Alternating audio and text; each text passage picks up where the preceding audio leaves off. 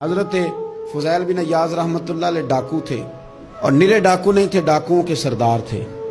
تو ارشاد فرماتے ہیں کہ میرا طریقہ یہ تھا کہ میں ایک پورے قافلے کی صورت میں حملہ کرتا تھا تو لوگ ڈرا کرتے تھے اگر کہ فضیل بن عیاض کے ڈاکوؤں نے حملہ کیا تو پھر نہیں بچتے۔ ایک دن گزر رہا تھا تو ایک قاری صاحب آیت پڑھ رہے تھے، لا تقنطوا من رحمت اللہ، اللہ کی رحمت سے کبھی نا امید نہ ہونا، ان اللہ یغفر الذنوب جمیعا، بے شک وہ سارے ہی گناہ معاف کر دے گا۔ آپ فرماتے ہیں میرے دل میں بات اثر کر گئی، ماننا ہے نا۔ جس نے نہیں ماننا اس نے 6666 آیتوں کا ترجمہ پڑھ کے بھی توجہ نہیں کرنی۔ آپ ارادہ کریں نا، آپ اپنی دل کی زمین کو زرخیز بنائیں۔ فرماتے ہیں میں فوراً وہ آیت سنی تو میں رویا، اور میں وہ حافظ صاحب کے پاس چلا گیا، ان سے اجازت لی، ان کے کمرے میں داخل ہوا۔ میں نے کہا آپ نے بھی آیت پڑھی ہے کہ اللہ سارے گناہ معاف کر دے گا؟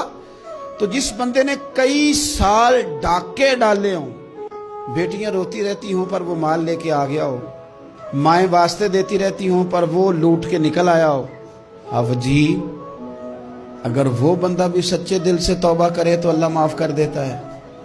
تو آفو جی کہنے لگے میں کون ہوتا ہوں تمہیں کوئی تفسیر بتانے والا، میں نے تو قرآن کی آیت پڑھی ہے، میرا رب کہتا ہے لا تقنطوا من رحمت اللہ، تم نے مایوس نہیں ہونا، تم آ جانا، معافی مانگ لینا، ان اللہ یغفر الذنوب جمیعا، اللہ سارے ہی گناہ معاف فرما دے گا، اللہ سارے گناہ۔ تو یہ تو اللہ فرما رہا ہے۔ فضیل بن عیاض کہتے ہیں میں نے کہا ختم ہو گئی بات، توبہ بھائی۔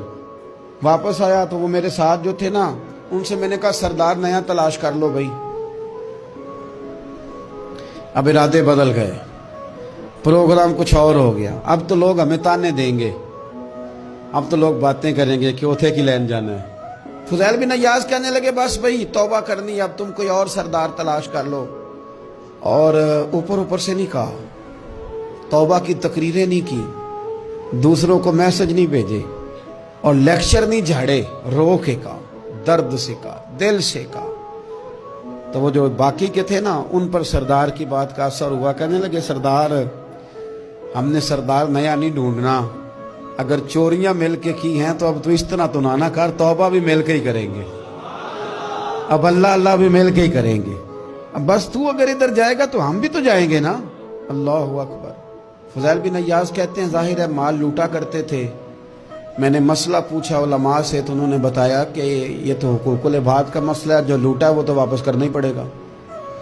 اب میں نے وہ پیسے جمع کیے، اب سارے تو میرے پاس تھے نہیں، جتنے میں دے سکتا تھا دیے، جو کھا چکا تھا وہ رہ گئے۔ ایک یہودی کے پیسے رہ گئے، اس کے گھر چلا گیا، میں نے جا کے اسے کہا میاں میں نے کر لیا توبہ، اور میں وہ فضیل بن عیاض ڈاکو ہوں جس کے تیرے گھر سے اتنا مال لوٹا تھا، میرے پاس پیسے کوئی نہیں، وہ پیسے لگ گئے، اب تو اس طرح کر مجھے معاف کر دے۔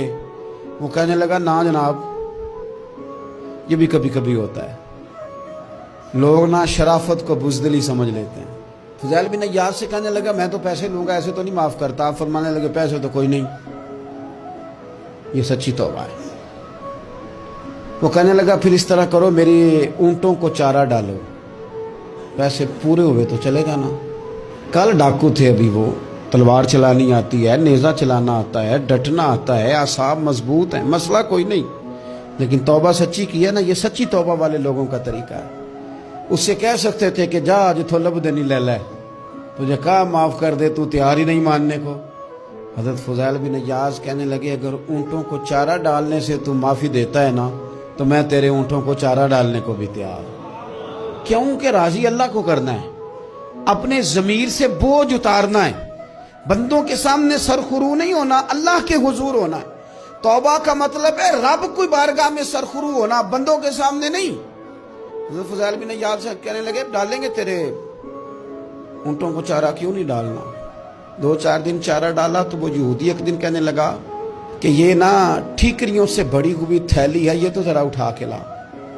حضرت فضیل بن عیاض نے اٹھا کے اسے دی، جب اس نے کھولی تو اشرفیوں کی بھری ہوئی تھی۔ تو آپ فرمانے لگے تو کہہ رہا تھا ٹھیکریاں اٹھا کے لا۔ کہنے لگا میں تورات بڑی پڑھتا ہوں، عالم ہوں، میں نے تورات میں پڑھا تھا کہ مسلمان جب سچی توبہ کر لیں گے نا تو رب ٹھیکریوں کو بھی سونا بنا دیا کرے گا، پھر یہ مٹی کے ڈھیلے اشرفیاں بنا کریں گے، تو میں نا تیری توبہ چیک کر رہا تھا, یہ اس میں نے روڑے بڑے ہوئے تھے, لیکن تو اٹھا کے لایا, تو تیری توبہ بھی سچی ہے اور تمہارا دین بھی سچا ہے. اب اس طرح کر, معافی اس شرط پہ دوں گا کہ مجھے کلمہ پڑھا تاکہ میں بھی مسلمان